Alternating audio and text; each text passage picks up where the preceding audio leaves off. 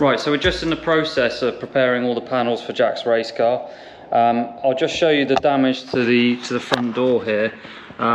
It's essentially just not worth repairing. Unfortunately, it's had a fair bit of damage down the side. As you can see, it's all crinkled across the top. So we are just going to replace this door. We've got a good used door here that we're going to use. The only thing we have done that's different, obviously, to the standard door is removed most of the strength out of the door. We obviously want to try and get it as light as possible. So this is the one that's just come off the car, and as you can see, we've already cut away the centre, taken the glass, the window regulator, door card, etc. off the original door that we're going to put back on. The rest of the car is actually pretty straightforward damage wise. Is all essentially what you can see. So we got to replace the front wing. That's just a straightforward swap. We made no modifications to the wing on this, and the same with the front bumper. We are replacing the front bumper due to the cracks here, etc. But that is essentially just a standard bumper, so it's really straightforward. So pretty much all the work was in the door, which is now done. We fitted that back on the car with the front wing, and we're going to take the car now over to Brad at BLS, and he's going to carry out the repair to the rear quarter, so we'll show you that shortly. So the car's now at Brad's. He's carried out the repair to the rear quarter. We actually managed to get most of the metalwork back into shape, and he's just given a bit of skin with filler. Next up is priming the rear quarter, side skirts, wing and door, and then we're going to mask it up and get it painted.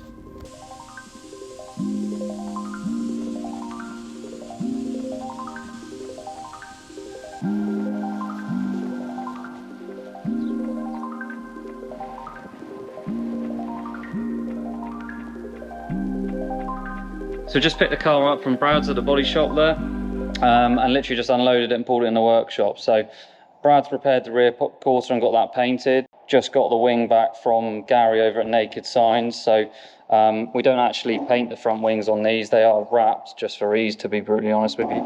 But as you can see, the rear quarter's all nicely repaired and painted. I don't know if you can see in this light, it's actually a pearlescent paint, which is absolutely lovely. For the moment, we're going to get it loaded up on the ramp. We've already given it a brief check over suspension wise, but to be honest, just for peace of mind, we're actually going to pull the hubs off, take the bearings out and just check. We don't really want any failures. We've got Castle Combe coming up in 2 weeks. We're going to try and get a test session in, hopefully next week before Castle Combe. And then we're hoping we can try out the springs that we haven't tried on the front. As I said, we've got a different spring rate to try. I also want to look at the ride height settings of the car. Possibly going to drop the front ride height a little bit to see how that affects balance. So yeah, there's lots to do, but ultimately we need to try on the dry to make sure that we're going the right direction with it. I'm going to get the car loaded up now and we'll start cracking on.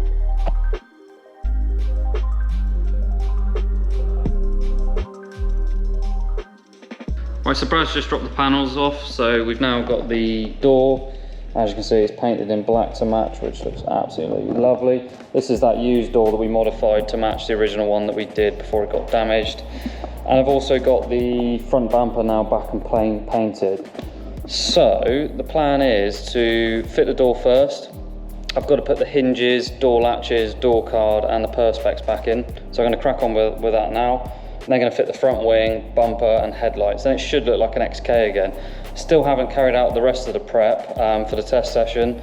So I've got to do all the mechanical work and suspension work, but I'll crack on with that once I've got it back to where it was before we started.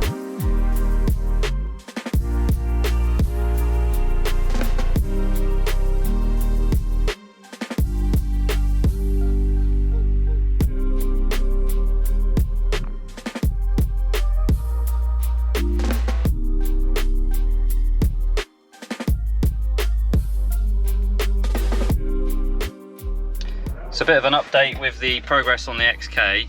We actually made a bit of a last minute decision to put an entry in for the weekend at Brands Hatch, so it's Saturday. It's absolutely scorching hot, and we decided that actually instead of testing the car, there was an opportunity to do a 40-minute race with me and Jack sharing the car with the CSCC at Brands. And being a one-day event and next weekend being Combe, we just thought that actually the amount of track time that we're going to get, bang for buck, and also racing the car as well at Brands, which is obviously where we had the incident last, would be a kind of a good thing to do. We've got some data from there. the weather's going to be good, so we can obviously try and get a bloody dry setup sorted, which we've just been struggling to do. And with the help of obviously both of us driving the car, we can give some honest feedback and try and get something done. So we've already been out in qualifying. I'm actually sat in the van because it's really noisy today, because it's the brand's Britannia, so there's lots going on. We went out in qualifying about an hour ago. It was pretty hot. Jack got about 7 or 8 laps and unfortunately was red flagged, so they shortened the session, and then we swapped over and I went out in the car. It's the first time other than in the wet at Brands Hatch I've driven the car, and actually I can't believe how good it is actually in its base settings.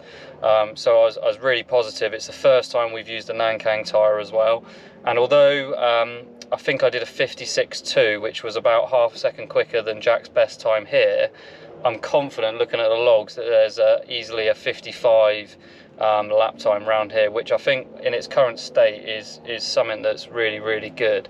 I know that in my saloon, I think the best time I ever did around here was a high 54s, and I've only ever done that once. So to be at that pace with the car already, it's a really good sign. We're still running the standard engine, so I'm sure when we start to add a bit of power and get a better setup overall, we're going to find more and more time. So I think I did my quickest lap on, I think it was about lap 17, so it was after the tyres had had a lot of heat. So one thing I've noticed against the Toyos is the Nankang is so much more consistent, and I really do, when we get the setup right to maximise these tyres, we're definitely going to find a lot of lap time with these, so that's a really good positive.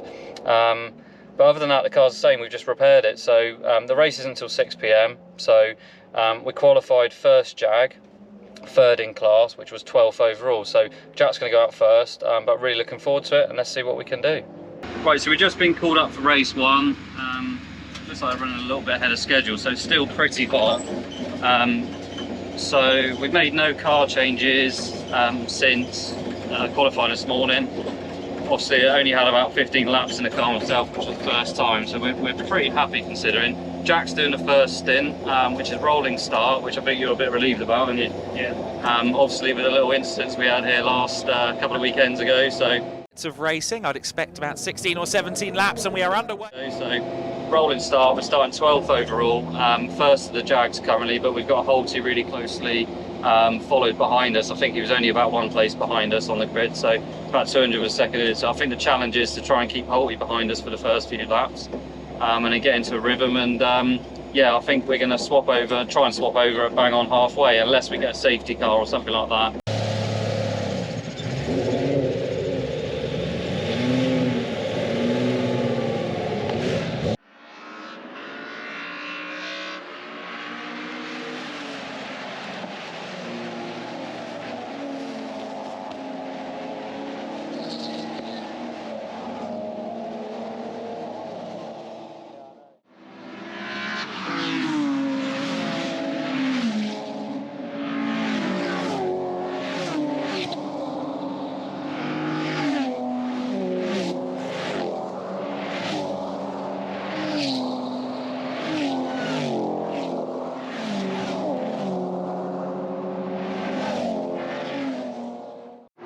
So it looks like Jack's dropped behind Holty, had an absolute mega start, jumped about 2 or 3 places, but Holty's just got past him coming to clearways. So he's matched in pace wise, so fingers crossed he can get that far.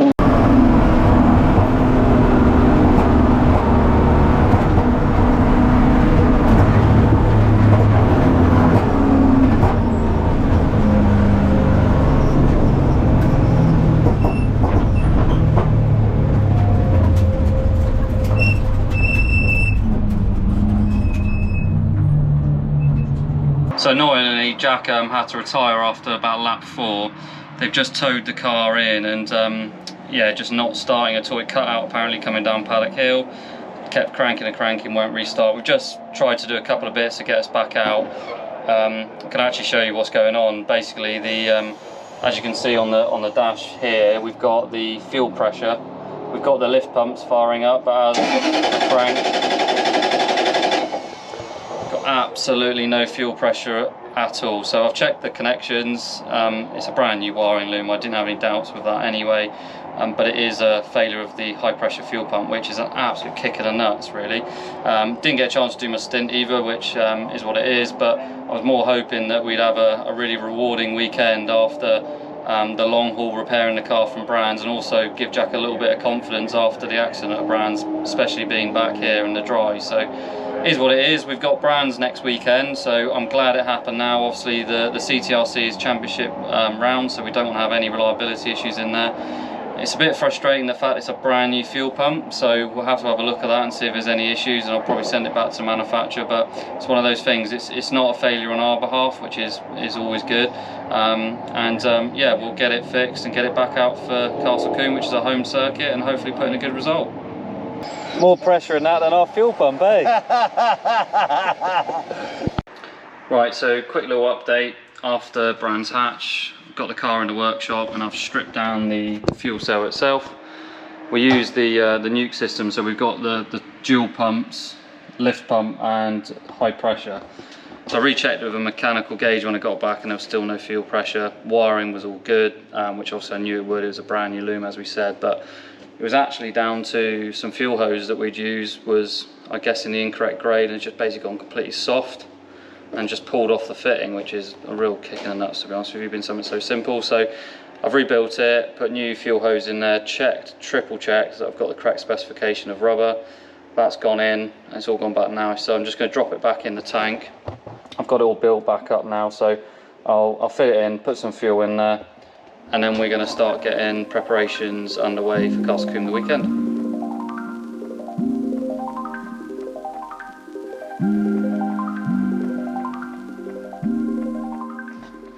Right, so the fuel pumps are back in the tank and it's all fitted. I've just stuck 20 litres in fuel so I can test and prime the system.